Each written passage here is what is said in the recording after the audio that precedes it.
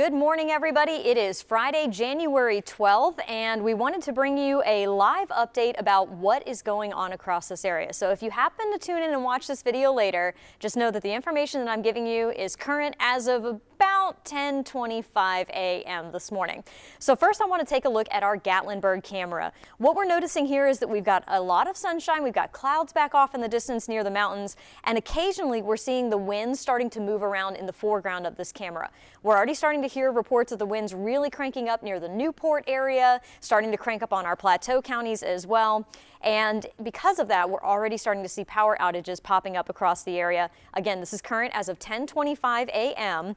I'm seeing about 2,500 customers without power right now down in parts of Blount County that are associated with the city of Alcoa Electric. So Alcoa Electric right now reporting just over 2,500 customers without power. And the main area right now that's seeing a lot of that outage is just to the east of Montvale Road. It's near Blockhouse Road as well. So quite an outage going on down there. That's to the southeast of Maryville at this point. We're also seeing some power being reported out up with Newport Utilities up in parts of Cott County. Right now we're at about 150 customers or so without power, but a little bit earlier that number was a bit higher. And that's going to be our biggest concern for the day today is the potential for downed trees and power outages from those downed trees. We've also noticed a lot of the roads in the national park being closed. Both sections of the Foothills Parkway have been closed today, Cades Cove Loop. I mean, just the list goes on. And that's because of downed trees that are already starting to be a problem over in the park. So here's a look at the wind alerts that we have in effect for the rest of the day today. All of our counties are included in the wind advisory. That's the area shaded in tan. That's for gusts up to 55 miles per hour on the plateau and through a lot of the valley in southeast Kentucky as well. Now, where you see that darker gold color, there's two separate high wind warnings that we have in effect. The high wind warning for the high elevations, where we typically have high wind warnings, that's for gusts up to 90 miles per hour. So similar to what we just saw on Tuesday, where Cove Mountain had that 94-mile-per-hour wind gust. Now, what's a little more unusual is that gold color now extends down through the rest of those eastern counties, including parts of Monroe, Blount, Sevier, Cocke, and Greene County. That's unusual. I can't remember the last time I saw a high wind warning down in the lower elevations for those areas. Now, that's not for gusts up to 90 miles per hour. That's for 65. But 65-mile-per-hour wind gusts are still strong enough, obviously, to cause lots and lots of problems. So here's a big picture view of the radar. The rain is starting to move into our plateau counties on the west. You're noticing the severe thunderstorm and tornado watches that are down probably in parts of Mississippi over there. That's where we expect the severe weather to stay. But I really want to try to get folks to understand that even though we're not expecting severe storms, we're still expecting severe storm criteria wind gusts, even without the severe storms actually coming through the area. You're probably going to hear a couple rumbles of thunder today, but it's possible to see those 60, 65-mile-per-hour wind gusts, even without an area that has thunder coming through. So don't be waiting to hear the thunder to worry about this. It could come down with the heavy rain from the showers that we have moving through. So here's a little bit of a tighter picture there. You can see the thunder moving through parts of Middle Tennessee, the lightning showing up on the radar there. Showers are starting to fill in down near the Chattanooga area, and back here in our viewing area, we're starting to see some of that rain in Cumberland, Fentress, Morgan, and Scott counties at this time. That is where we have a pretty decent shower now moving near the Wartburg area. Jamestown also seeing some of that heavier rain. These are moving very quickly. So Huntsville, it's going to be in your neck of the woods very shortly here, and then we're seeing a couple showers starting to work their way up the valley. I did want to point out this over here. See all this feedback in southern Blount County and southern parts of Sevier County? That's trees moving around in the wind, and the radar sees that movement over there. It's not rain. That is, those are trees shaking around in the strong gusty winds that we have across the area at the moment. And there's the rain starting to move into the plateau. We're going to see this rain becoming more widespread across the area over the next several hours. And it's during this time frame when we have the heaviest rain that we have the highest likelihood of those really strong wind gusts in the mid levels coming all the way down to the surface. So remember, you might have a severe thunderstorm warning that's issued for 60-plus-mile-per-hour winds, but you might not hear thunder. It's a severe shower, we'll call it. And it's not because we're expecting any tornadoes across our area today. Damaging winds are our biggest concern with the system.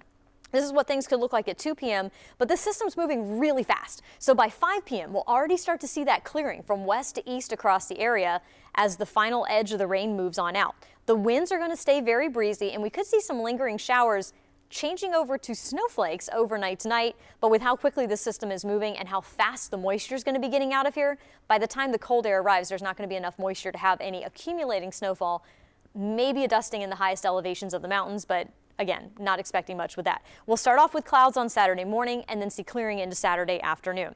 Now, as far as the winds go with this time frame, we're already seeing those strong winds in the mountains being brought down into the foothills in our eastern counties. We're already seeing the winds cranking up on the plateau as well and in the far southern valley. That becomes more widespread as that rain moves into the area over the next several hours. Here's how 5 p.m. looks with that back edge of the rain moving out, and then the winds just stay very steady, gusting up to that 30 to 40, maybe 50 mile per hour range overnight. Tomorrow morning is when those alerts expire at 7 a.m.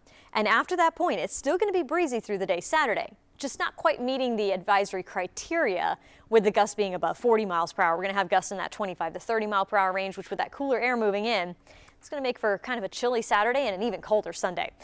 As far as the severe weather potential, this is what I was trying to highlight to you. The greatest chances for severe weather are down to our south and our west, back in Mississippi and in Alabama, where we currently have the watches and the warnings. Our area is highlighted under that marginal level 1 risk, that green color that you see right there, for the potential of the damaging winds across the region. And again, this might not come necessarily from a thunderstorm, but severe winds are possible from the system as it moves on through the area. So that's going to be our main impact through the day today, those gusts to 60 miles per hour or higher, causing the possible downed trees and power outages. Isolated flooding is not out of the question because we just had a lot of very heavy rain on Tuesday, so the ground is very saturated. That means that if we have a heavy shower move through, you might temporarily have a little bit of flooding in low-lying and poor drainage areas. But because the ground is saturated, that also increases the risk of some of those trees coming down. As far as the snow potential, I know that's what folks always want to know. The flurries overnight, we're not expecting any impacts from those whatsoever, and most folks are not going to see them. Through the weekend, we're going to start off on the cool side and cloudy tomorrow, then see decrease in clouds as we go through the afternoon, but high temperatures only get into the upper 30s and low 40s. But because of the wind, it's going to feel about 5 to 10 degrees cooler than it actually is. So Saturday, you'll get to see the sunshine, but it's going to be a chilly day, and even colder air starts to move in as we go into the day. Sunday, we'll start off in the 20s and only top out in the 30s. And yes, with the air moving around, that's going to keep the wind chills in the 20s for some areas through the entire day on Sunday. Beyond that point, even colder air moves in. The temperatures that you're looking at right here are your forecast highs. Right now we're talking about lows in the 20s. We're talking about highs in the 20s by the time we get into Tuesday, and that could also mean lows in the single digits or with wind chills possibly down 2 or below 0 for next week. We're already seeing that cold air starting to move in from the northwest into the lower 48. Billings, Montana has a current temperature as of 10:32 a.m. of 15 below 0. Bismarck is 10 degrees below 0. Those are the actual air temperatures. Then you factor in the wind, and it feels like 35 degrees below 0 right now in Billings. Now, we're not expecting that level of cold to get here. It's going to lose a little bit of its punch before it actually arrives over here. But if you're traveling today, big heads up, there is some sort of a weather alert in effect for every single state in the lower 48 for the day today, because of this impactful low pressure system that we have and then this impactful cold that we have coming in from the west. So let's talk about that cold air as we go into next week, because I know folks are going to want to know about that as well.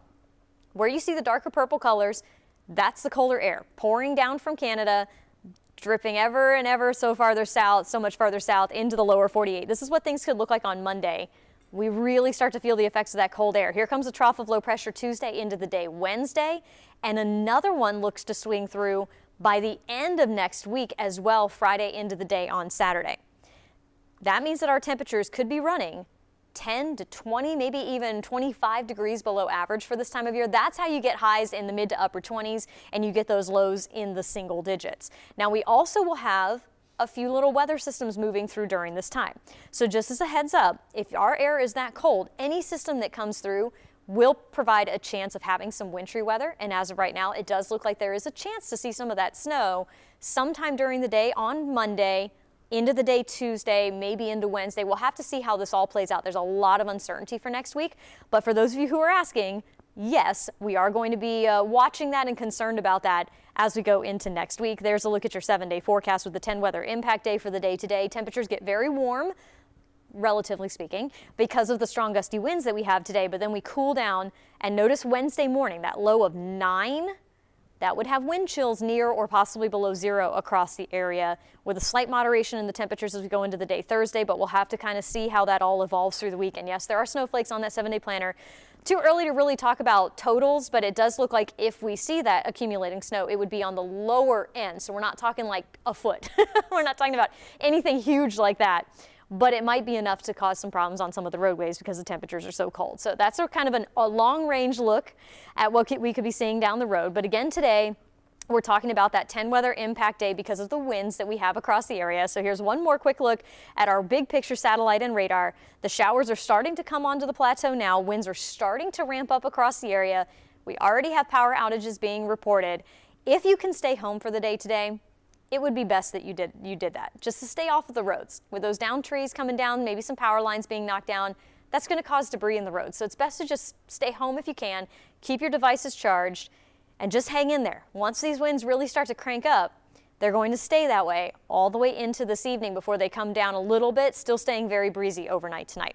We'll, of course, be here updating you on WBIR.com, on our app, on our social media pages. We've got you covered on multiple platforms. Our noon show starts, obviously, at noon on WBIR. So tune in then for meteorologist Mike Simon. He'll give you another update on the very latest with the system as it moves through the southeast.